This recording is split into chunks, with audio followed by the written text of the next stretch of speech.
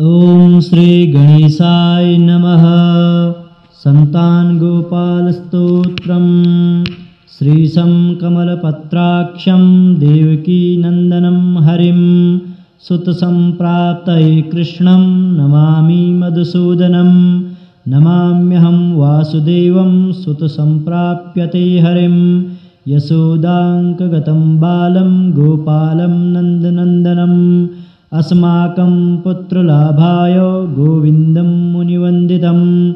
नमाम्यहं वासुदेवं देवकीनन्दनं सदा। गोपालं डिम्बकं वन्दे कमलापतिमच्युतं। पुत्रसंप्राप्तये कृष्णं नमामि यदुपुङ्गवं। पुत्रकामेष्टिफलदं कञ्जाक्षं कमलापतिं।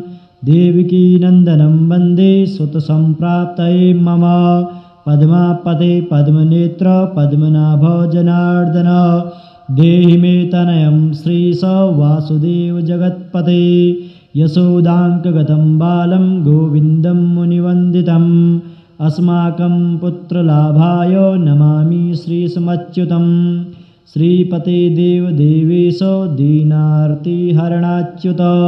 गोविन्दं मे सुतं देहि नमामि त्वां जनार्दन। भक्तकामद गोविन्द भक्तं रक्ष शुभप्रद। देहि मे तनयं कृष्ण रुक्मणीवल्लभ प्रभो।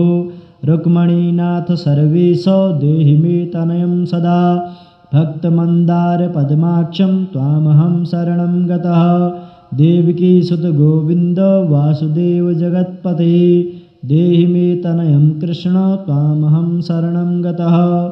वासुदेव जगद्वन्द्य श्रीपते पुरुषोत्तम।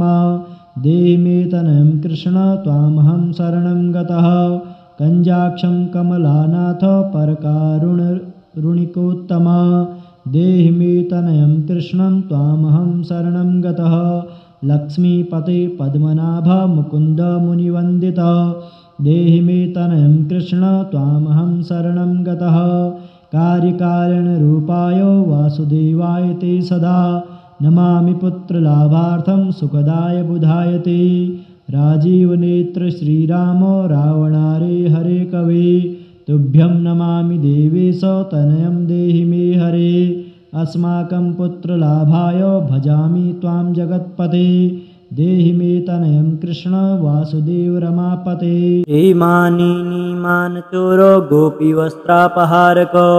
देहि मे तनयं कृष्ण वासुदेव जगत्पते। अस्माकं पुत्रसंप्राप्तिं कुरुष्व यदुनन्दन। रमापते वासुदेव मुकुन्द मुनिवन्दित। वासुदेव सुतं देहि तनयं देहि माधव। पुत्रं मे देहि श्रीकृष्ण वत्सं देहि महाप्रभु। डिम्बकं देहि श्रीकृष्ण आत्मजं देहि राघव। भक्तमन्दार मे देहि तनयं नन्दनन्दन। नन्दनं देहि मे कृष्ण वासुदेव जगत्पते। कमलानाथ गोविन्द मुकुन्द मुनिवन्दित। अन्यथा शरणं नास्ति त्वमेव शरणं मम। सुतं देहि श्रियं पुत्रं प्रदेहि मे। यशोदास्तन्यपानज्ञं पिबन्तं यदुनन्दनं। वन्देऽहं पुत्रलाभार्थं कपिलाक्षं हरिं सदा। नन्दनन्दन देवेश नन्दनं देहि मे प्रभु। रमापते वासुदेव श्रियं पुत्रं जगत्पते। पुत्रं श्रियं पुत्रं मे देहि माधव। अस्माकं दीनवाक्यस्य अवधारय श्रीपते। गोपालडिम्ब गोविन्द वासुदेव रमापते। अस्माकं डिम्बकं देहि श्रियं देहि जगत्पते। मदवाञ्छितफलं देहि देवकी नन्दनाच्युत। मम पुत्रार्थितं धन्यं कुरुष्व यदुनन्दन। याचेऽहं त्वां श्रियं पुत्रं देहि मे पुत्रसम्पदम्। भक्तचिन्तामणि राम कल्पवृक्षमहाप्रभु। आत्मजं नन्दनं पुत्रं कुमारं डिम्भकं सुतम्। अर्भकं तनयं देहि सदा मे रघुनन्दन। वन्दे सन्तान गोपालं माधवं भक्तकामदम्। अस्माकं पुत्रसंप्राप्त्यै सदा गोविन्दमच्युतम्। ओंकारयुक्तं गोपालं श्रीयुक्तं यदुनन्दनं। कलियुक्तं देवकीपुत्रं नमामि यदुनायकम्। वासुदेव मुकुन्देश गोविन्दमाधवाच्युत। देहि मे तनयं कृष्ण रमानाथ महाप्रभु।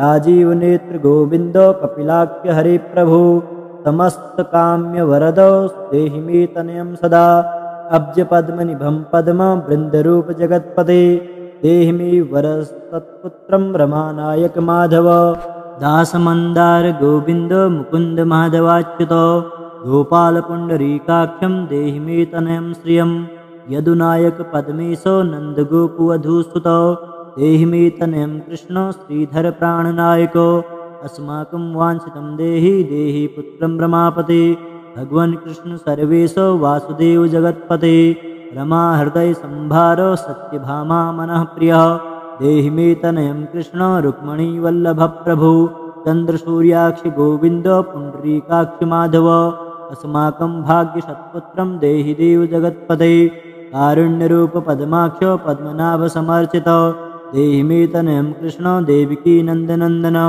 देवकी सुत श्रीनाथो वासुदेव जगत्पते समस्तकाम फलदो देहि मे तनयं सदा भक्तमन्दार गम्भीर शङ्कराच्युत माधव देहि मे तनयं गोप बालवत्सल श्रीपते श्रीपते वासुदेवेशो देवकी प्रियनन्दन भक्तमन्दार मे देहि तनयं जगतां प्रभु जगन्नाथ रमानाथो भूमिनाथ दयानिधे वासुदेवेश सर्वेशो देहि मे तनयं प्रभु श्रीनाथ कमलपत्राक्षो वासुदेव जगत्पते देहि मे तनयं कृष्ण त्वामहं शरणं गतः दासमन्दार गोविन्द भक्तचिन्तामणि प्रभु देहि मे तनयं कृष्ण त्वामहं शरणं गतः गोविन्द पुण्डरीकाक्षो रमानाथ महाप्रभु देहि मे तनयं कृष्ण त्वामहं शरणं गतः श्रीनाथ कमलपत्राक्षो गोविन्द मधुसूदन मत्पुत्रफलसिद्ध्यर्थं भजामि त्वां जनार्दन स्तन्यं पिबन्तं जननीमुखाब्जुं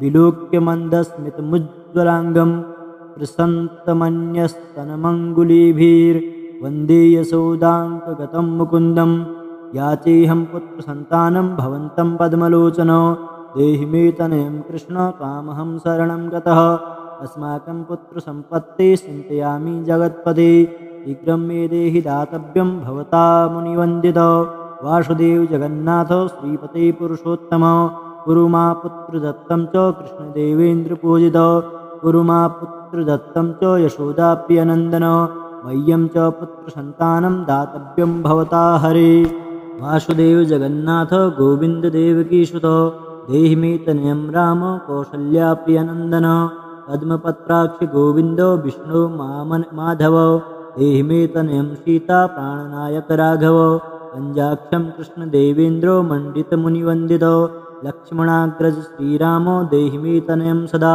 देहि मे तनयं राम दशरथप्रियनन्दन सीतानायक पञ्जाक्ष मुचुकुन्दवरप्रद विभीषणश्रियालङ्का प्रदत्ता भवता पुरा अस्माकं तत्प्रकारेण तनयं देहि माधव भवदीयपदाम्भोजे चिन्तयामि निरन्तरं देहि मे तनयं सीता प्राणवल्लभ राघव राममत्काम्यवरद पुत्रोत्पत्तिफलप्रद देहि मे तनयं श्रीश कमलासनवन्दित रामराघव सीतेशो लक्ष्मणानुज देहि मे भाग्यवत्पुत्रसन्तानं दशरथात्मज श्रीपते देवकी गर्भसञ्जातो यशोदाप्रियनन्दन देहि मे तनयं राम कृष्णगोपालमाधव कृष्णमाधव गोविन्द वामनाच्युतशङ्कर देहि मे तनयं श्रीश गोपबालनायक गोपबालमहाधन्य गोविन्दाच्युतमाधव देहि मे तनयं कृष्ण वासुदेव जगत्पते दिशतु दिशतु पुत्रं देवकीनन्दनोऽयं दिशतु दिशतु शीघ्रं भाग्यवत्पुत्रलाभं दिशति दिशतु श्रीशो राघवो रामचन्द्रो दिशतु दिशतु पुत्रं वंशविस्तारहेतु दीयतां वासुदेवेन तनयो मत्प्रियः सुतः कुमारो नन्दनः सीता नायकेन सदा मम रामराघव गोविन्दो देवकीसुतमाधव देहि मे तनयं श्रीश गोपबालनायक वंशविस्तारकं पुत्रं देहि मे मधुसूदन श्रुतं देहि त्वामहं शरणं गतः ममाभीष्टश्रुतं देहि कंसारे माधवाच्युत श्रुतं देहि त्वामहं शरणं गतः चन्द्रार्ककल्पपर्यन्तं तनयं देहि माधव श्रुतं देहि त्वामहं शरणं गतः विद्यावन्तं बुद्धिमन्तं श्रीमन्तं तनयं सदा देहि मे तनयं कृष्ण देवकीनन्दन प्रभु नमामि त्वां पद्मनेत्र श्रुतलाभाय कामदम् मुकुन्दं पुण्डरीकाक्षं गोविन्दं मधुसूदनं भगवन् कृष्ण गोविन्द सर्वकामफलप्रद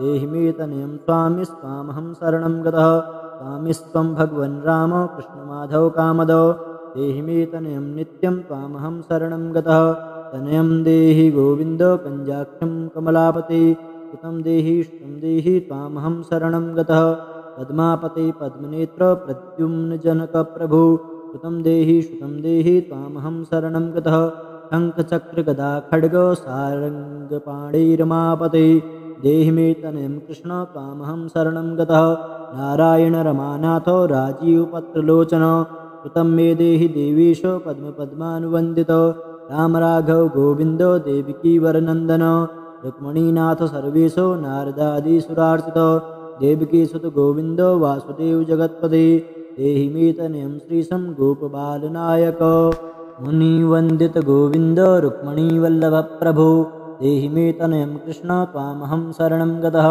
गोपिकार्चितपङ्केज मरन्दासक्तमानस देहि मे तनयं कृष्ण त्वामहं शरणं गतः रमाहृदय पङ्केज लोलमाधव कामद ममाभीष्टं देहि त्वामहं शरणं गतः वासुदेव रमानाथो दासानां मङ्गलप्रद देहि मे तनयं कृष्ण त्वामहं शरणं गतः कल्याणप्रद गोविन्द मुरारे मुनिवन्दित देहि मे तनयं कृष्ण त्वामहं शरणं गतः पुत्रप्रद मुकुन्देश रुक्मणीवल्लभप्रभु देहि मे तनयं कृष्ण त्वामहं शरणं गतः पुण्डरीकाक्ष गोविन्द वासुदेव जगत्पते देहि मे तनयं कृष्ण त्वामहं शरणं गतः दयानिधे वासुदेव मुकुन्दमुनिवन्दित देहि मे तनयं कृष्ण त्वामहं शरणं गतः पुत्रसम्पत्प्रदातारं गोविन्दं देवपूजितं वन्दामहे सदा कृष्णं पुत्रलाभप्रदायिनं कारुण्यनिधये गोपीवल्लभाय मुरारये